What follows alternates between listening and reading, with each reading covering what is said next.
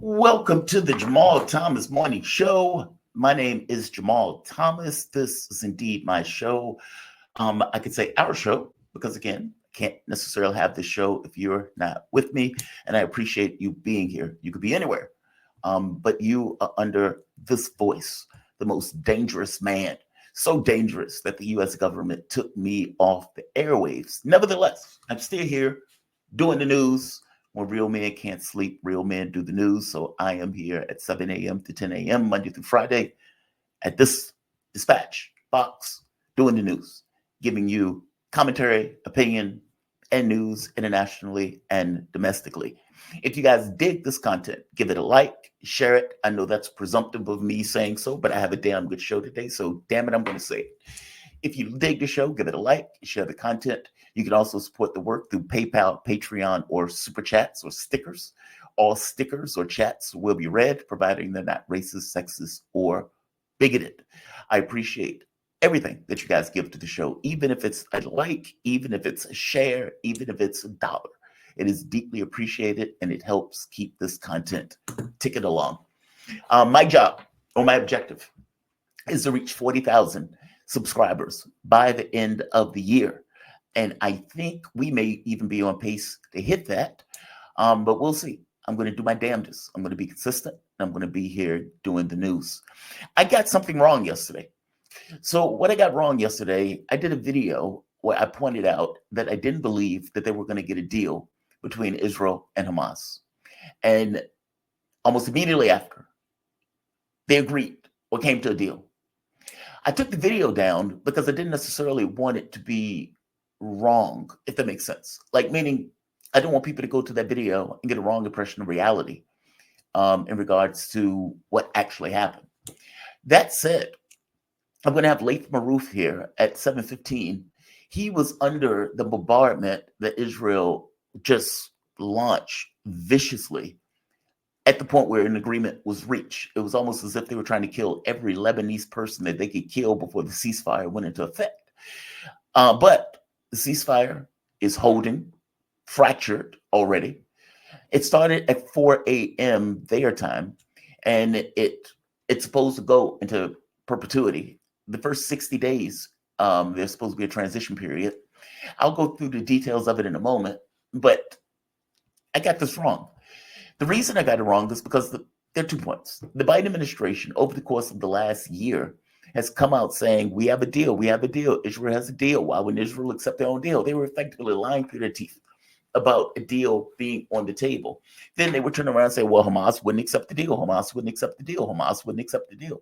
Again, lying through their teeth, considering that Hamas was willing to accept the deal for months. And even in Israeli media, they point out that it was Netanyahu that did not want the deal. He wanted to create this greater Israel, in which case displacement, killing, forced and unforced immigration or migration, as they call it, for unforced migration is effectively destroying so much stuff where there is literally nothing there, forcing the people to leave. So also combining that with the conversation I had with Leif and knowing what Israel wanted, because in the very beginning, what Israel wanted was effectively to control southern Lebanon. And they were blackmailing the Lebanese government by killing as many women, children, old men, dogs, cats, rats, and any other animal that was there in order to get the government to sign on the dotted line and effectively trying to get them to hand over southern Lebanon. I didn't believe the Hezbollah would leave. And the deal allows for Hezbollah to take their heavy weaponry back with the idea that the Lebanese government is going to be the one that is going to be occupying that area. The wild part about this deal, which I also didn't believe they were going to accept, well, Netanyahu wants to create greater Israel. There's that. There are many people in Israel that want to take and occupy southern Lebanon with this notion of keeping it safe for northern Israel. So there are a few reasons why I didn't necessarily think they were going to take the deal. But they took the deal. I got it wrong. And they paid a punishing price. But we should be very clear here. This is not what Netanyahu wanted. When they went into Lebanon, they wanted to take and occupy southern Lebanon. They couldn't take an outhouse. They, yes, had all the capabilities in the world to punish the Lebanese. They could kill women and children from the air. They can punish air campaign. They didn't have weaponry. They could shoot those planes down or even shoot at those planes or shoot those missiles down. And so Hezbollah was somewhat limited. It's not a military in the traditional sense of a military. There is a Lebanese military, but that military wouldn't fire a shot in anger. It boiled down to Hezbollah being the one to defend Lebanese territory, and it did so admirably. And what I mean by that is Israel had the help of the US, had the help of the UK, had the help of France, had the help of all of these major powers, giving it intelligence, weaponry, money, etc. They basically had a blank check to do whatever they wanted with all of the money in the world that they wanted, all of the guns and ammo, etc. that they wanted. The only ammo that they didn't get was because the US didn't have it to give because of how much they spent in Ukraine, or for that matter, for national security. Meaning, with all of that power behind them, they couldn't take it. It's a defeat. But let's be very clear. They paid a heavy toll in order to keep Israel from taking southern Lebanon. And also, let's be very clear. This deal allows isolation of Gaza. What I mean by that is what Israel wanted, and this was somewhat stated early on, that Hezbollah was attacking Israel because they were murdering and slaughtering Gazans. And the thought was the Houthis, or for that matter, Hezbollah, was creating a cost for them to do so. Because, look, the reality of it is parents teach their kids things that are rather ridiculous. In real life, there is tit for tat. In fact, the entire point of being stronger is that you can exert your will without the tat being able to hit you back, or at the very least be able to show a certain amount of dominance. Even if you're the weaker power, the ability to inflict pain on the stronger power makes that stronger power think twice about whether it wants to get involved. It's like, yes, you can beat me, but you're going to bleed. And do you really want to bleed in the way that you're going to bleed in trying to do so? So yeah, you can kill a lot of people, but we are going to inflict costs. When there are air sirens and your people, millions of people are going into subways or hiding under buildings and whatnot, that's a cost. When we fire rockets and blow up Tel Aviv, that is a cost. That cost being, we want you to stop the genocide. Or when the Houthis are taking down ships and destroying shipping in the Red Sea, again, that is a cost. Otherwise, what do you have to stop insane sociopaths from doing what they do? Tit for tat, escalatory, gamesmanship in a way. And I know it's grim gamesmanship, but it is what it is. It's what we have at our disposal to use as human beings in order to push back against an overarching power, which is what Israel is, especially when it's fighting women and children, old men with canes, and slaughtering a population that doesn't have a military that will fight it back. Nevertheless, Hezbollah still was able to preserve the integrity of Lebanon. This is the reason I call it a defeat. It's not what Netanyahu wanted. It wanted to decapitate Hezbollah with settlers having their eyes on southern Lebanon as territory by which they were going to take. So I consider this to be a defeat. That being said, despite it being a defeat, on some level, there is a win in it for Netanyahu. He can now focus on Gaza. Because understand, the entire time that this has been taking place, they have been slaughtering Palestinians.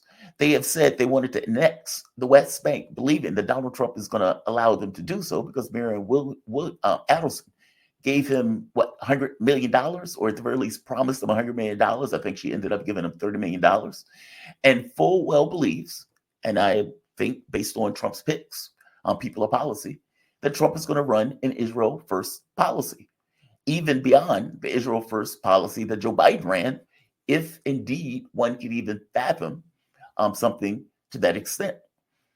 My point is that it becomes a hell of a lot easier to annex the West Bank, or for that matter, to finish killing civilians and exporting. I'm sorry, not exporting, um, kicking those civilians out of territory that you want to take in Gaza. It is far easier to do that if you don't have to worry about Hezbollah. And therein lies the rub. Because despite the fact that I get Hezbollah is making a choice because of the damage and the death that has been meted out by Israel on its own population, despite the fact that it was able to stop it from taking territory, there's still this notion that they got into this with the idea of defending the defenseless. Gaza, the state of Israel, is on a genocidal rampage. And Hezbollah, Houthis, were some of the groups that stood up to fight for Gaza when no one else in the world would. Regardless of what you think about them as a group, you can say they're brutal, you can say they're a terrorist group, you can say all that stuff. At the very least, you also need to say that they stood up for the defenseless in a way that no one else would, even Iran. Even though Iran did attack Israel, it didn't attack Israel until Israel attacked it first. Gaza, at this point, has been isolated, which is what Netanyahu wanted. So there's a strategic element to this deal that Israel wanted, because one of their objectives is to destroy Hamas entirely. And for over a year now, with the help of the US, the UK, European powers, with all of the assistance that they've been getting from all of these groups, Hamas is still there. Weakened, damaged, but still there. They have been fighting for over a year. It's a hornet's nest. And there's a reason why Israeli soldiers are killing themselves. There's a reason why you got like 20% that didn't show up. There's a reason why they've started trying to get the ultra-Orthodox into the military, because they've been losing people in Gaza and losing people in southern Lebanon.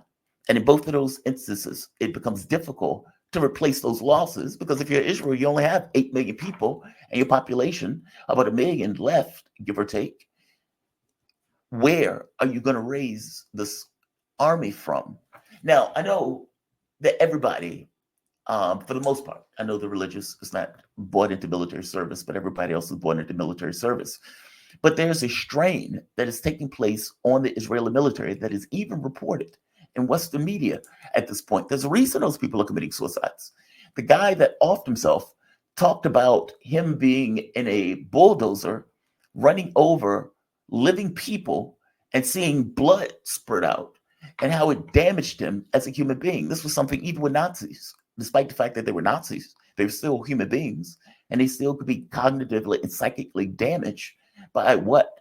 The atrocities that they were committing. The same thing is true for the Israeli military. Netanyahu is going to use this period to rearm, for that matter, probably rebuild the military as they continue killing and slaughtering men, women, and children in Gaza. Because at this point, what they want is to take Gaza and to take the West Bank. We will see if this lasts. We will see if this holds. There's a question on whether or not Iran is going to continue to give Hezbollah military assistance, or for that matter, even Gaza military assistance. If Israel discovers it, then Israel can go to the US, at least that's the way this is supposed to work, and the US tries to resolve it with the Lebanese military. I mean, Netanyahu came on and effectively said this allows him to attack at will anytime they deem something to be offensive or breaches the guidelines. I would imagine, given the weapons, will breach the guidelines. We will see. They are saying that Hezbollah is going to pull its heavy weaponry back to the Litani River, and having the Lebanese military occupy that region, being the only force there that is supposed to be the occupation force. That, well, it's not occupation, they're in their own territory, but you get my point. I'm very curious on what Lath is going to say.